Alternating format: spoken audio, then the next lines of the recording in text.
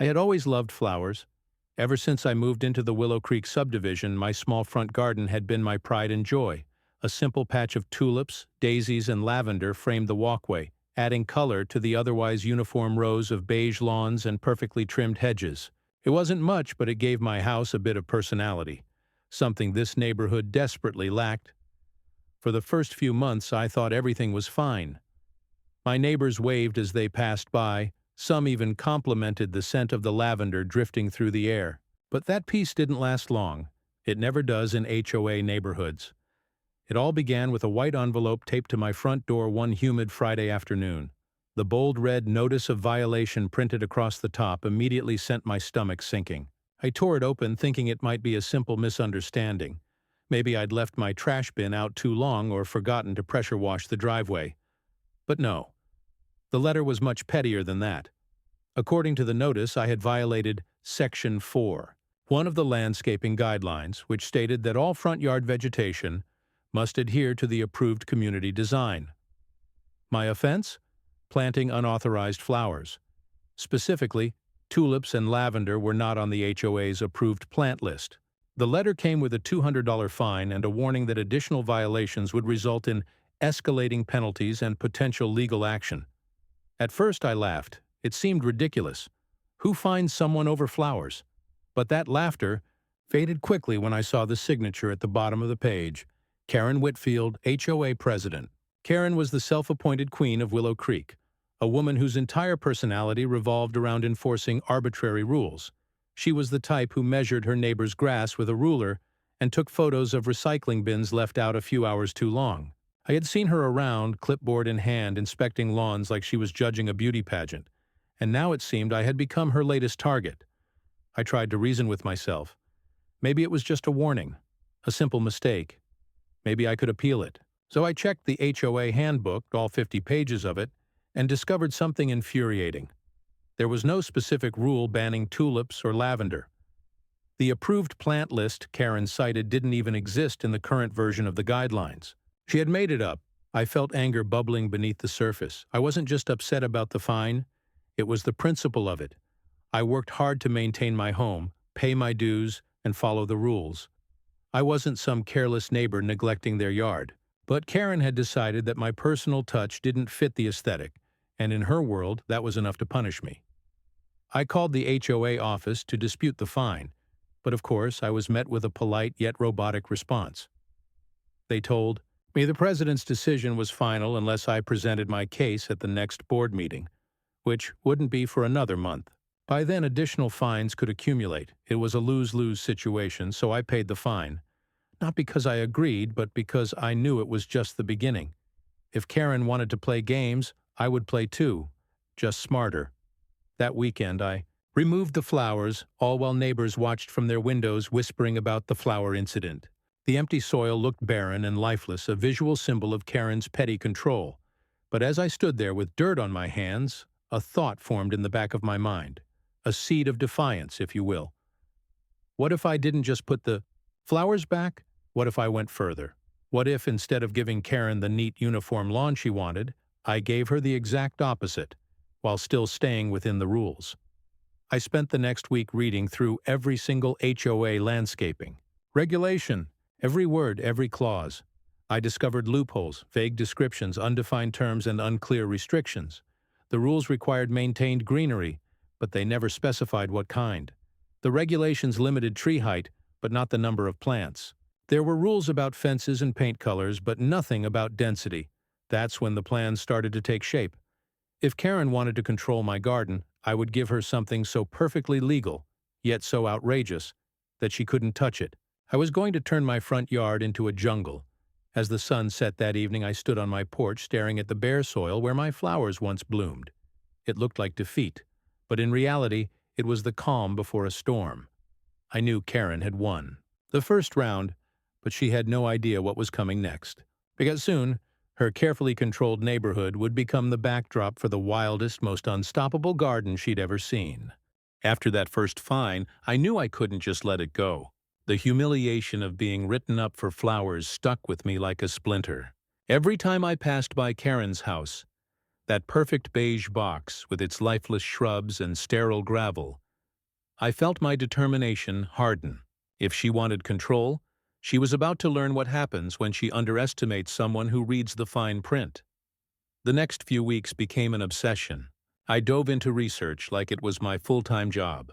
Every spare moment I was online studying landscaping laws, native plant ordinances, and HOA loopholes. I even joined online forums filled with other homeowners who'd fought back against overreaching associations. The stories I read were infuriating, but they also gave me inspiration and a blueprint for revenge. The key was to stay within the rules while pushing them to their absolute limits. According to the HOA guidelines, all front yards must be kept in a maintained and presentable condition. It also mentioned a preference for natural vegetation where appropriate. That phrase, natural vegetation, would become my golden ticket. If I filled my yard with native, drought-resistant plants, the HOA couldn't touch me. The city even encouraged it under a green-friendly initiative. That meant Karen's rules were effectively powerless against me, as long as I stayed compliant. I was going to use her own system to destroy her peace of mind. I began by sketching out a plan. Not just a few bushes or vines, I envisioned something transformative. My once tidy patch of grass would become a sprawling, layered ecosystem. Tall ferns, creeping ivy, flowering shrubs, towering grasses, and vines that would twist along trellises. I pictured a winding path cutting through the chaos, hidden among leaves and blossoms, the kind of yard that looked wild, but was still perfectly legal. It wasn't just about the plants. It was about control. Karen's control. She had built her reputation around uniform lawns and conformity. Every home in Willow Creek looked nearly identical. The same mulch, the same hedges, the same beige fences. My yard would become a statement, a living rebellion against everything she stood for. Of course, I couldn't just start planting overnight. I needed to prepare and be smart. I started by calling a few local nurseries and landscape designers, pretending to be an environmentally conscious homeowner looking to convert my lawn to a sustainable native garden. They loved the idea. Some even offered discounts, citing local grants for eco-friendly landscaping. I ordered soil, mulch, compost, and over 200 seedlings from different suppliers. All legal, all approved native species. Each delivery felt like a small victory, a step closer to my botanical uprising. During the day, I'd see Karen walking around the neighborhood, clipboard in hand, inspecting lawns like a dictator reviewing her troops. She'd sometimes pause in front of my house, narrowing her eyes at the bare patch of earth. She thought she'd won, but in reality, I was just getting started. At night, I'd sit at my desk, surrounded by gardening catalogs and notes, refining my plan. I wanted the layout to feel deliberate, not random chaos. Every plant would serve a purpose: visual drama, coverage, texture, or scent. I wanted the air to feel thick with fragrance. I wanted birds, bees, and butterflies to swarm the yard, turning it into a living, breathing protest. When spring finally arrived, I put my plan into action. I worked silently, methodically, every weekend. At first it didn't look like much. Just small patches of soil and rows of seedlings. A few neighbors stopped by to ask what I was doing, but I gave vague answers. Some looked confused, others curious. Karen, of course, looked suspicious. She watched from her window as I planted, probably waiting for a chance to pounce again. The first few weeks were slow. Growth takes time. But once the weather warmed and the rains came, my yard exploded with life. The colors deepened, the leaves spread, and vines began to climb up the mailbox. Birds nested in the new shrubs. Bees danced between blossoms. The once bare, dull patch of grass had transformed into a vibrant ecosystem. That's when the whispers started. People walking their dogs would stop to admire the garden. Kids pointed out butterflies. Even a few neighbors who usually kept to themselves began complimenting the change. Some even said my yard was the most beautiful one in the neighborhood. But not everyone was thrilled. Karen began circling my property more frequently, taking photos and muttering under her breath. One morning I noticed a new envelope taped to my door. Another notice of violation. This time, the claim was overgrowth. What Karen didn't realize, though, was that I had come prepared. I knew the regulations inside and out. Overgrowth was defined as vegetation obstructing walkways or encroaching on neighboring properties, neither of which my garden did. I documented everything: photos, measurements, maintenance logs. For every accusation, I had proof that I was following the rules. It drove her crazy. By early summer, my once tidy lawn had become a lush, layered paradise. Butterflies hovered above the flowers, frogs croaked at dusk, and the scent of jasmine filled the air. It was wild, yes, but perfectly legal. Karen's fury was building. I could see it in the way she glared as she passed my home, her knuckles white around her clipboard. The HOA queen had finally met her match, and I wasn't even close to done, because the jungle was only just beginning to grow. By midsummer, my quiet little garden had transformed into something unrecognizable. What had started as a small act of defiance was now a sprawling green empire that seemed to grow larger by the day. My front yard had become a living wall of foliage, dense, fragrant, and buzzing with life. The air shimmered with the sound of bees and cicadas, and in the evenings, a faint mist hung over the leaves like something out of a rainforest. From the street, my house was barely visible anymore. Vines had wrapped themselves around the porch railings, creating natural curtains of greenery. Ferns spread across the base of the mailbox, and tall grasses swayed like a living fence. A narrow stone path cut through the vegetation, leading to the front door, but even that was half hidden under arching branches and blooming shrubs. It was wild, but it was beautiful, exactly as I'd envisioned. The neighborhood was divided. Half of them loved it. They said it gave the community character and made their morning walks feel like strolling through a botanical garden. The other half, led by none other than Karen, hated it with a burning passion. I began hearing whispers of HOA meetings where my name came up repeatedly. Neighbors told me that Karen described my yard as an infestation, an eyesore, and even a safety hazard. But when she tried to enforce action, she hit a wall. The rules were on my side. Every complaint she filed, I countered with documentation, photos, and references from the city's environmental department. My yard was fully compliant with all HOA regulations. It wasn't just legal, it was model legal. What drove her absolutely insane was the attention my garden started to receive. A few residents began asking me for advice on native planting. Some even followed my example, replacing patches of grass with low-maintenance wildflowers or shrubs. Before long, my little act of rebellion started a quiet movement. Lawns around Willow Creek began to change, color seeping into the sterile sameness that Karen had worked so hard to maintain. And then came the real turning point. One morning, I woke to find a bright yellow notice staked into my yard. It wasn't from the HOA this time. It was from the city's Department of Environmental Affairs. For a split second, my heart sank. But when I read the notice, I almost laughed out loud. It wasn't a violation. It was recognition. The city had selected my property as a featured example of sustainable, native-friendly landscaping. They praised it for promoting pollinators and reducing water waste. My home would be highlighted in their monthly newsletter, complete with photos and a short article. I could practically hear Karen's scream echo across the neighborhood when she found out. The very next day, she showed up with 2 HOA board members, pacing up and down the sidewalk, gesturing angrily at my yard. I watched from my window as she pointed toward the vines climbing my mailbox, her face red with frustration. But her little inspection party didn't last long. A few other neighbors came out to compliment the garden, snapping photos and asking questions. The board members looked uneasy, even impressed. Karen, however, looked like she might burst a vein. That evening, I received yet another letter, this time written in all caps, demanding that I restore the yard to acceptable condition within 14 days. She cited community consistency and aesthetic integrity, but she still couldn't name an actual rule I had broken. I didn't even bother responding. I framed the letter and hung it in my hallway like a trophy. Within a week, my yard started to become something of a local curiosity.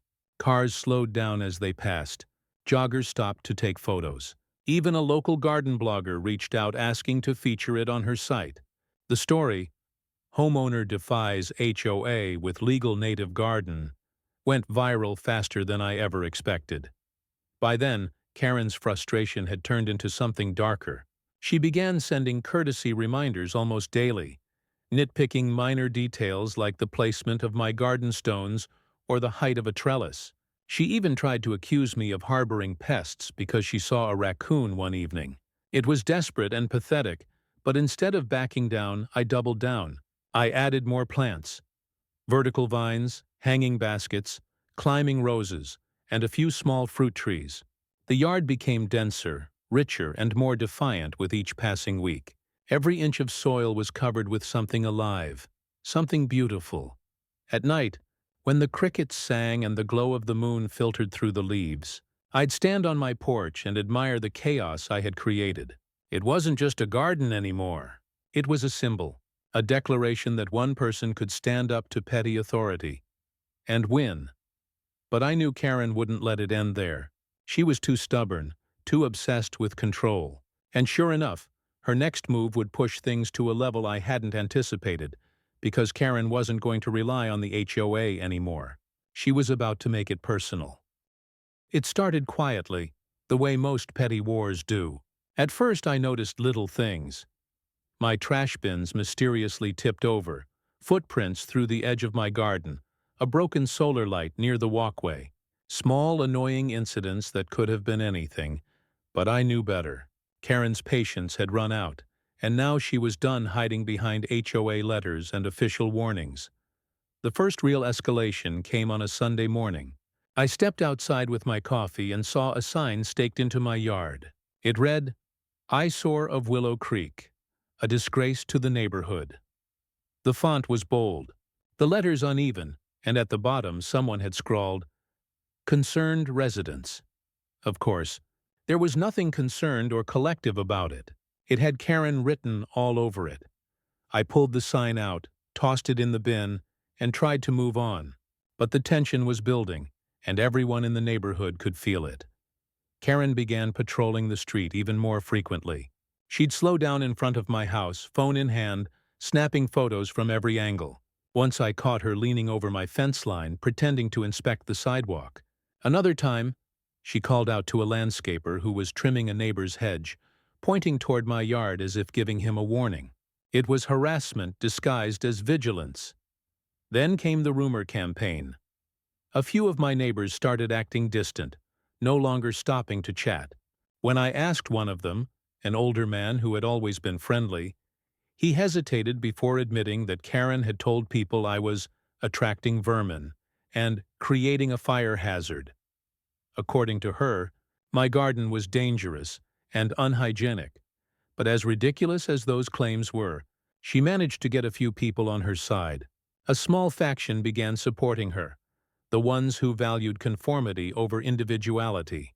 They started attending HOA meetings, pushing for stricter landscaping enforcement. The board, however, was reluctant. They couldn't punish me without cause, especially after the city's positive attention. But that didn't stop Karen. She took things into her own hands. One morning, I woke up to find several of my plants uprooted. Dozens of flowers trampled, soil scattered across the walkway. Someone had come into my yard during the night and destroyed part of the lower garden bed. My security cameras caught only shadows. A figure in dark clothes, moving fast, face hidden beneath a hood. I didn't need a clear image. I knew exactly who it was. I went straight to the police. The officer I spoke to was polite but cautious.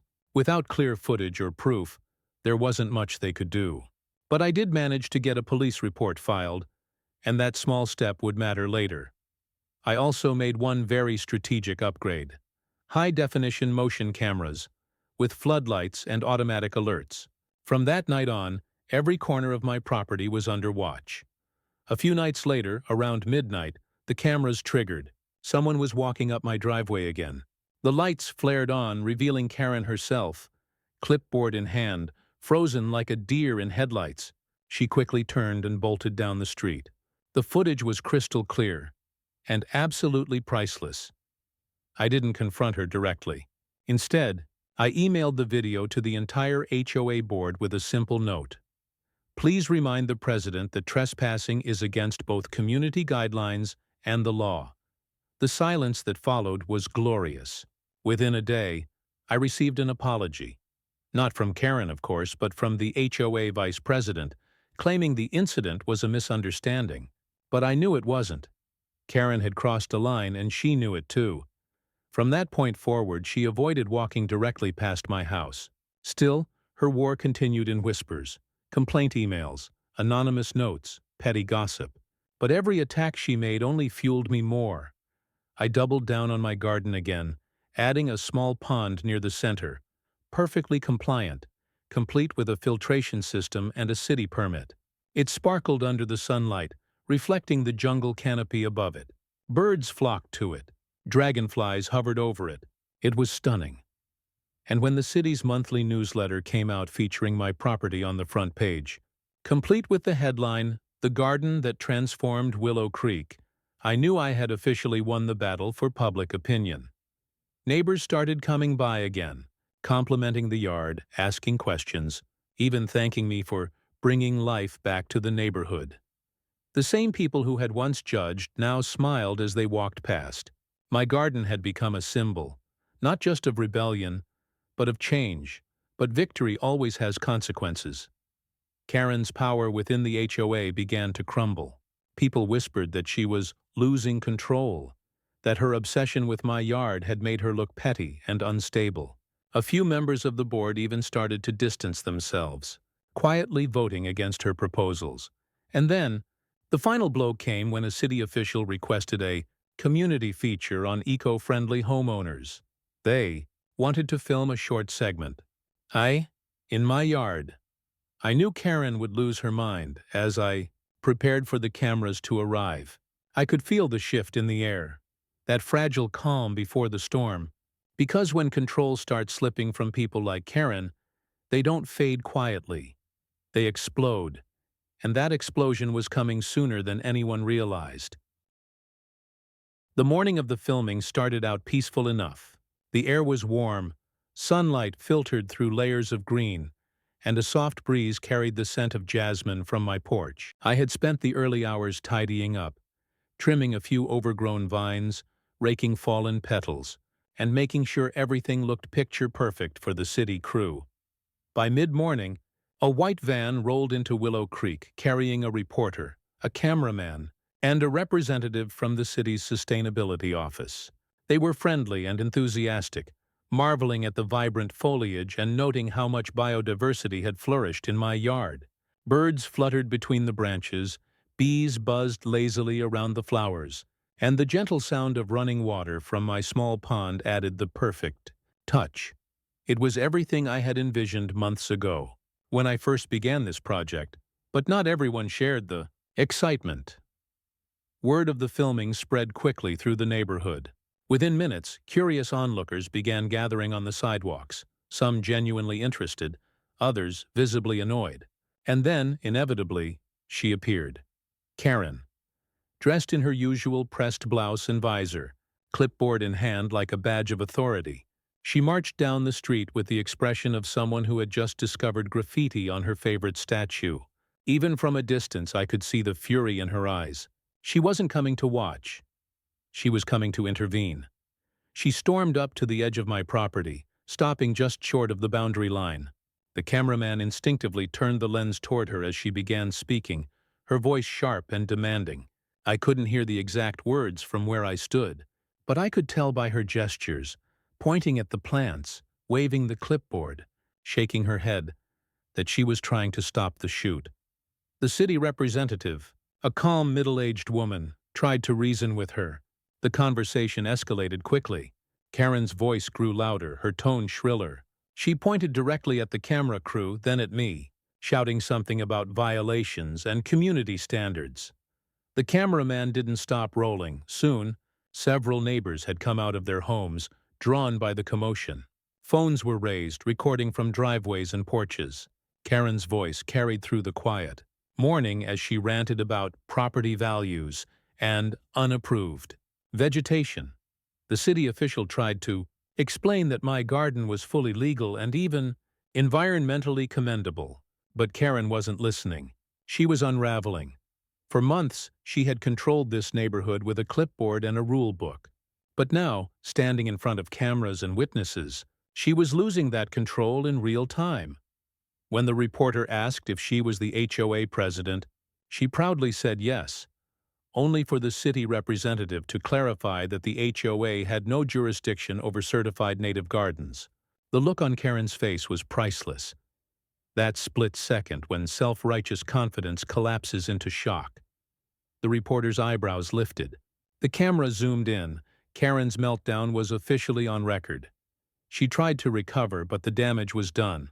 Her voice cracked as she accused me of deliberately mocking the community, aesthetic and inciting rebellion. She even tried to claim that my yard had invited snakes and pests, which earned a few skeptical laughs from nearby neighbors. Finally, the reporter politely cut her off, thanking her for her input before turning back to the city representative. Karen stood there fuming, realizing she had just become the villain of her own story, and that story was now being filmed. The rest of the shoot went smoothly. The city official gave a short interview, highlighting how my garden exemplified eco-friendly design and homeowner creativity. The reporter closed the segment by calling it a beautiful example of individuality within community living. I could practically feel Karen's glare burning into the back of my neck as they wrapped up. After the crew left, I noticed her standing across the street, talking urgently to two board members. They looked uncomfortable, nervous even. By the next morning, the HOA Facebook group was filled with debates. Some defended Karen, but most didn't. Screenshots of her outburst began circulating online, shared by residents who had recorded the scene on their phones. Comments poured in from outsiders, mocking her behavior. Within days, the video went viral. The title read, "HOA President Loses It Over Legal Garden." It spread across social media faster than wildfire. Thousands of comments poured in, cheering for me and roasting her. The fallout was immediate. The HOA board called an emergency meeting. Karen tried to spin the story, claiming she had been taken out of context. But the footage spoke for itself. Neighbors she had bullied for years began to speak up, recounting their own stories of unfair fines and harassment. The board had no choice but to act. 2 days later, an official announcement was posted to every community mailbox. Karen Whitfield had voluntarily resigned as HOA president to focus on personal matters. I almost laughed out loud when I read it. Her reign of terror was over. The following week, the city segment aired on local television. My yard looked stunning on camera, a lush paradise bursting with color and life. The narrator praised it as a shining example of what one homeowner can accomplish when passion meets persistence. Meanwhile, Karen's meltdown had become the talk of the town. Some said she had moved temporarily to stay with family. Others claimed she was too embarrassed to leave her house. Either way, Willow Creek felt lighter. For the first time since I'd moved there, the neighborhood seemed genuinely alive. Not just in my garden, but in spirit. People started talking again, laughing, sharing gardening tips. A few even planted their own small patches of wildflowers, inspired by the change. I thought that would be the end of it. But as the season shifted and my garden grew even denser, something unexpected happened. Something that would make the final chapter of this story more poetic than I ever could have planned. Because sometimes, revenge doesn't just end with one victory. Sometimes, it keeps blooming long after the fight is over. After the dust settled, the aftermath of the showdown unfolded in subtle but irreversible ways. Karen's resignation left a vacuum that didn't need a figurehead to fill. It needed restitution. The HOA board, embarrassed and chastened by the viral footage, began to shift. New elections brought in neighbors who prioritized common-sense governance over petty enforcement. Policies were rewritten, vague language clarified, and a volunteer committee for landscaping and environmental initiatives formed. What had started as a single homeowner's rebellion slowly reconfigured the rules themselves. My yard became an unlikely focal point for that change. The city's feature invited inquiries from nearby communities, reporters, and garden groups. People came by not to gawk maliciously, but to learn how to select native plants, how to craft a low-water design, how to attract pollinators without violating petty covenants. I found myself hosting informal tours at twilight, showing curious residents the features I had installed: the bioswale that caught runoff, the pollinator beds, the stone path that wound like a secret through the foliage. What had once been an act of revenge evolved into a resource for neighbors and a small education in stewardship. Business opportunities sprouted too. A local nursery reached out to collaborate on a workshop series, and a neighborhood co-op started buying native seedlings in bulk. One weekend, a handful of volunteers, some who had been skeptical at first, showed up with gloves and shovels to expand a community pollinator strip along the sidewalk. They worked side by side, laughing at the memory of the ugly sign that once screamed eyesore, now a relic in a forgotten trash bag. The transformation was practical and symbolic. A community that had been divided found a new common purpose in shared beauty. As for Karen, her presence receded from the daily rhythm of the street. Rumors suggested she moved to a quieter town where rules were fewer and control easier to maintain. A few months later, there were whispers that she had joined a small HOA in a retirement community and was already drafting a 10-page rulebook. Whether those stories were true or urban legend, they no longer mattered. Her power had been curtailed, and the neighborhood had moved on. Legal matters that might have poisoned the air were resolved with surprisingly little drama. The trespassing report and camera footage had been enough to persuade the board to include clearer boundaries and a stronger anti-harassment clause in the new bylaws. The petty fines that used to be investigated and weaponized were replaced by a straightforward appeals process and a mediation option. The board introduced quarterly forums where homeowners could raise issues before they escalated. The irony was delicious. The person who had thrived on secretive complaints and enforcement reviews had unwittingly instigated a movement toward transparency.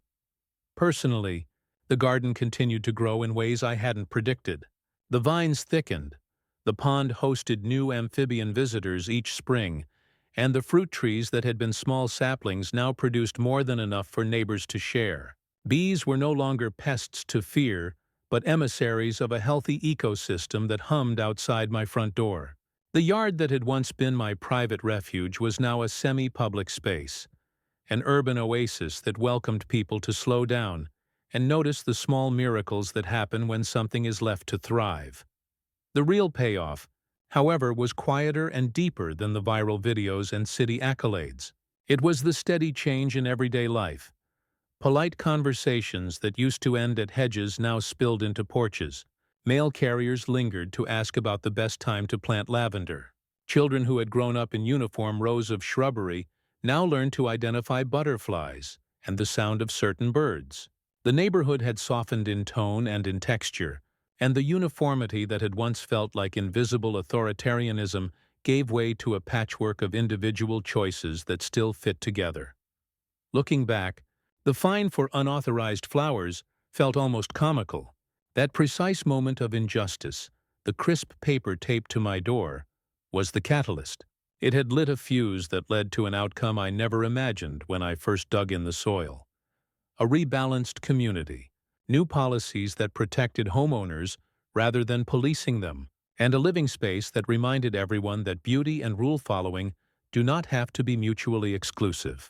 It proved that knowledge and patience could be more powerful than rage, and that a carefully read rulebook could be used as effectively as any sign or shouted command. On quiet evenings, I still walked the stone path through the green, palms brushing against my knees, frogs calling in the pond. The neighborhood noise faded into the hum of insects and the rustle of leaves. Sometimes a neighbor would join me for a moment, sometimes just a nod from the sidewalk as someone passed with a dog. Each time the small domestic victories accumulated. New plantings, a clearer set of rules, fewer petty complaints, until the everyday felt transformed.